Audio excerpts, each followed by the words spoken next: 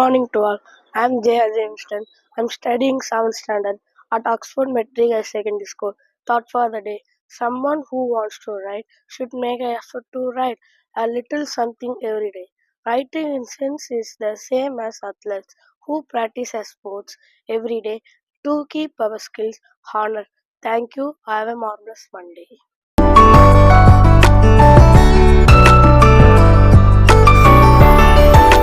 அனைவருக்கும் வணக்கம். என் பெயர் கார்னிகா. நான் ஆக்ஸ்போர்ட் மெட்ரிக் மேல்நிலைப் பள்ளியில் 7ஆம் வகுப்பு படிக்கின்றேன்.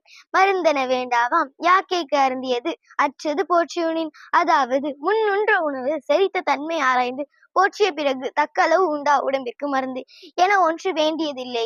ஆம், நோயற்ற வாழ்வே குறைவற்ற செல்வம் என்பது பழமொழி. நோயற்று வாழ அனைவரும் விரும்புவர். நோய் நொடி இன்றி 100 வாழ உடலினை நல்ல முறையில் பேண வேண்டும். சுவர் இருந்தால்தான் சித்திரம் அறிய முடியும். அதுபோல உடல் இருந்தால்தான் உயிர் வாழ முடியும்.